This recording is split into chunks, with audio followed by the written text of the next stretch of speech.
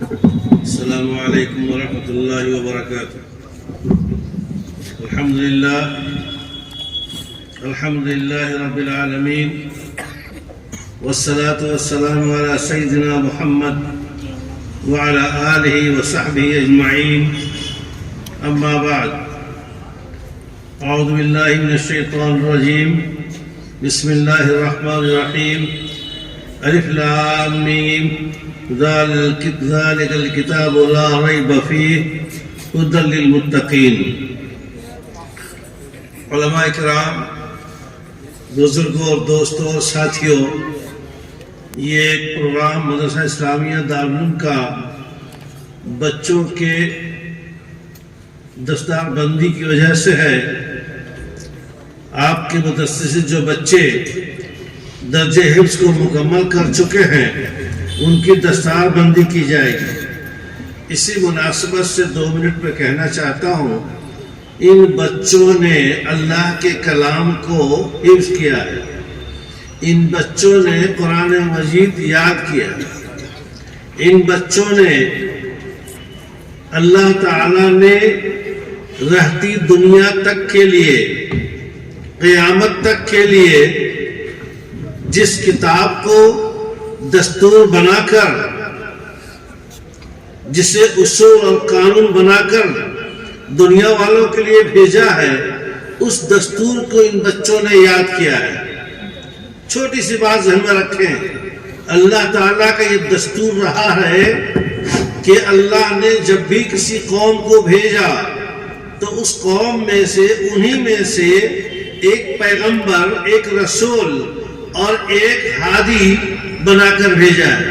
ہر قوم میں اللہ نے ایک پیغمبر کو، ایک رسول کو اور ایک ہادی کو بھیجا ہے تاکہ وہ لوگوں کو صحیح راستہ بتائے.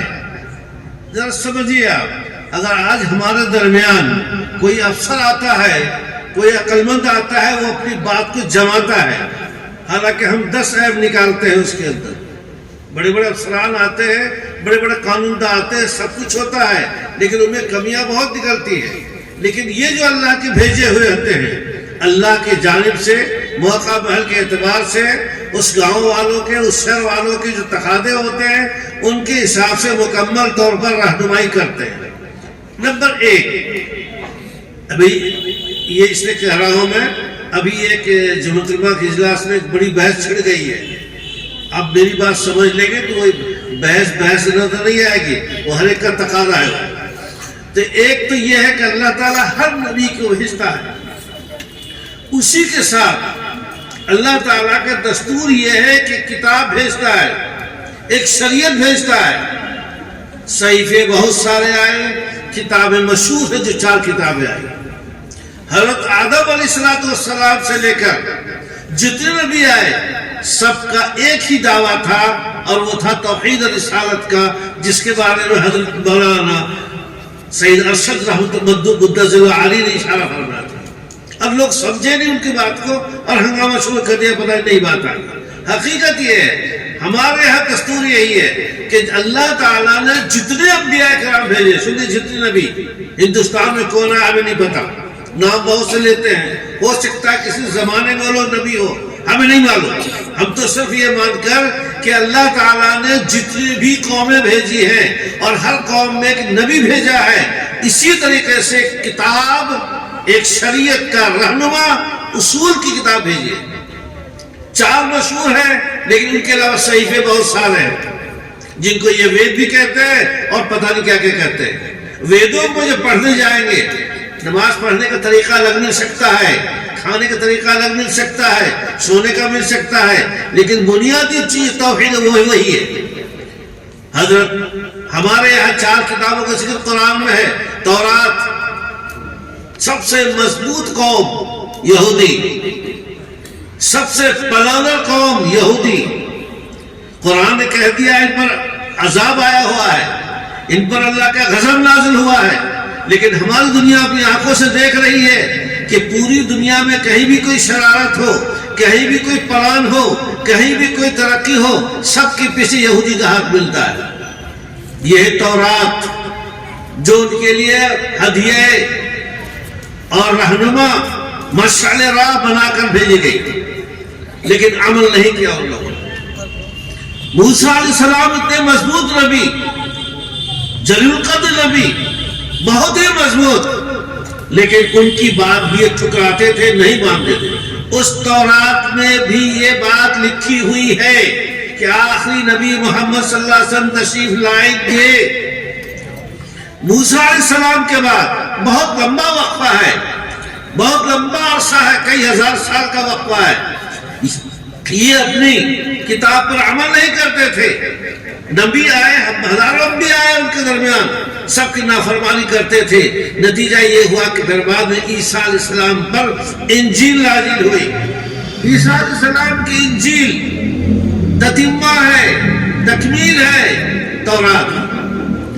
میں آپ کو صرف یہ سنانا چاہ رہا ہوں، واقعہ نہیں بتا رہا ہوں، یہ بتانا حقیقت کہ اللہ تعالیٰ نے ہر قوم کے ساتھ نبی اور کتاب بھیجی ہے۔ یہ سلسلہ چلتا رہا۔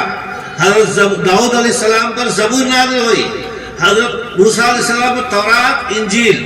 انجیل کے بعد 500 سال کے وقفے کے بعد آپ صلی اللہ علیہ وسلم بھیجے گئے۔ فرق کیا ہے؟ جتنے انبیاء کرام علیہ السلام آئے، ان سب کا ایک دور پیریڈ رہا ہے مخصوص، 100 سال، 200 سال، 500 سال، 1000 سال۔ ان کو جو کتاب دی گئی وہ کتاب اسی قوم کے لیے تھی، آنے والے اور لوگوں کے لیے نہیں تھی۔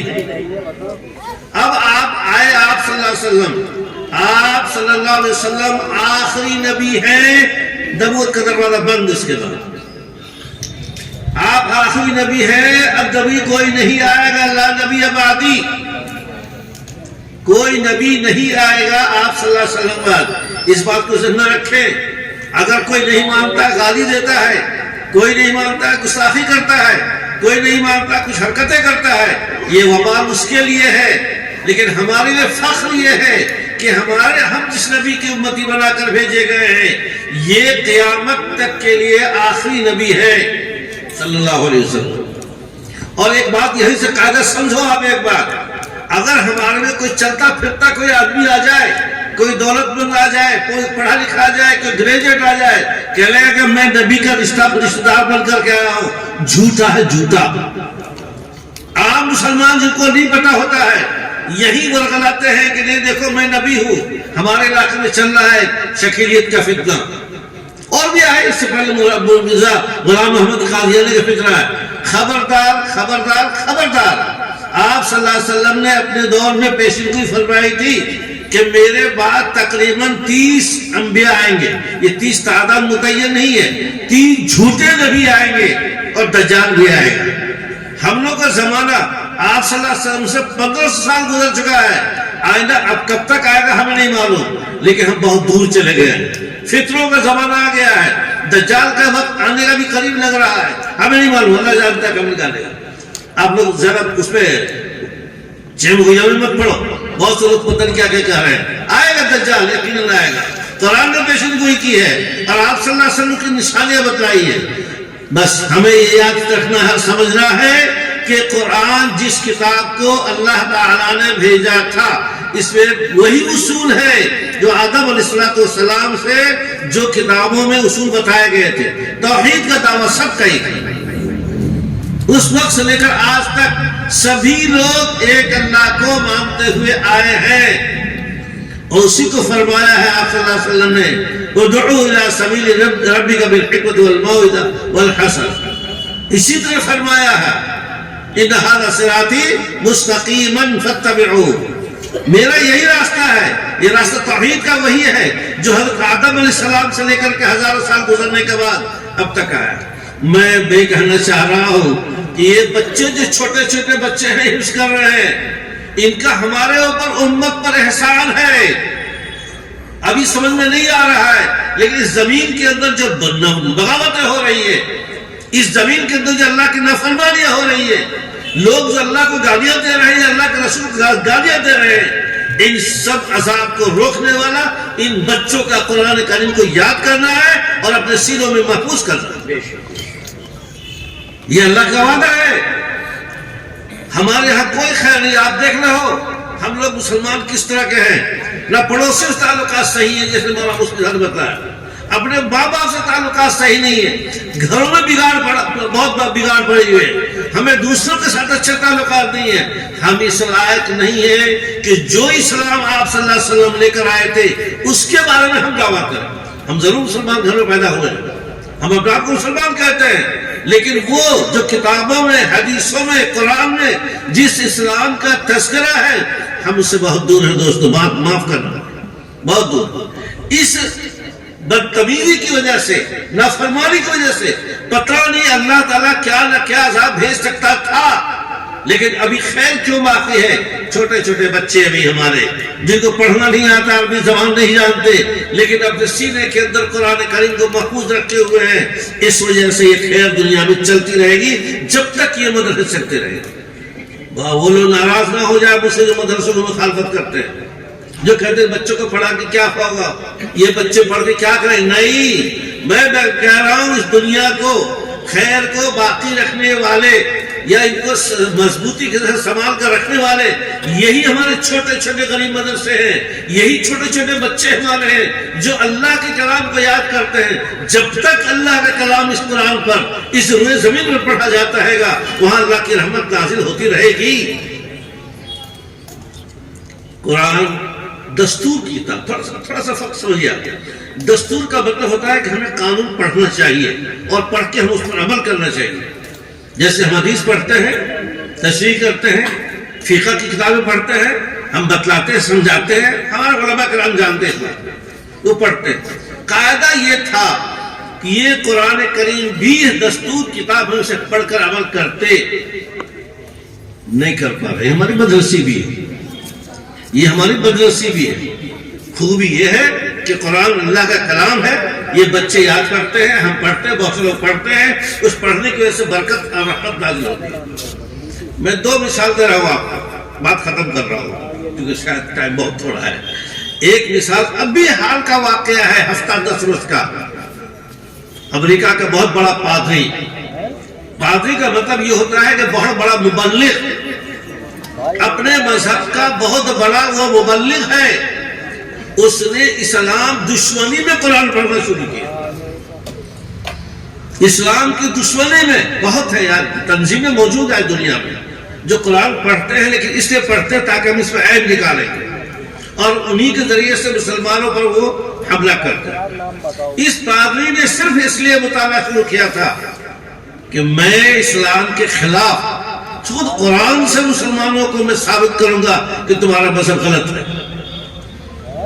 لیکن وہ پڑھ رہا تھا, وہ انگریزی زبان جانتا تھا, عربی زبان نہیں جانتا تھا. اسے انگریزی والا قرآن ملا اور پڑھتے نوبت یہ آئی, ابھی 1 ہفتہ پہلے کی بات ہے, کہ وہ اسلام قبول کرتا ہے. پورے امریکہ میں اس پر ہنگامہ ہو گیا. حالانکہ وہ لوگ اس کو یہ اہمیت نہیں دیتے, لیکن اس اعتبار سے ہنگامہ ہے کہ ایک مذہب کا مبلغ اور پادری وہ اسلام قبول کرتا ہے. دوسرا واقعہ میں سنانا چاہتا ہوں کہ وہ اسلام لے آئے, اسلام قرآن کو پڑھا تو اسلام لایا. ہم قرآن نہیں پڑھتے, ہماری غلطی ہے, یہ ہماری غلطی ہے, مدرسی بھی ہے بہرحال. لیکن ہمارے بچے جو یہ قرآن یاد کر رہے ہیں, یہ قرآن کی خدمت کر رہے ہیں, اسلام کی خدمت کر رہے ہیں. اور میں یہی کہنا چاہتا ہوں کہ بھائی آپ حضرات ان مدرسوں کا ذرا خاص طور پر خیال رکھیے گا. ان مدرسوں میں بچوں کے لیے جو قرآن کریم میں تعلیم ہوتی ہے وہ آسان نہیں ہے, بہت مشکل کام ہے بچوں کے لیے, لیکن دین کے لیے, اللہ کی رضامندی کے لیے, اللہ کی شریعت کو پھیلانے کے لیے بہت مضبوط ذریعہ ہے. اللہ تعالیٰ سب کو جزا خیر عطا فرما, ہر قسم کے شر و فتن سے محفوظ فرما. وصلی اللہ علیہ سیدنا محمد.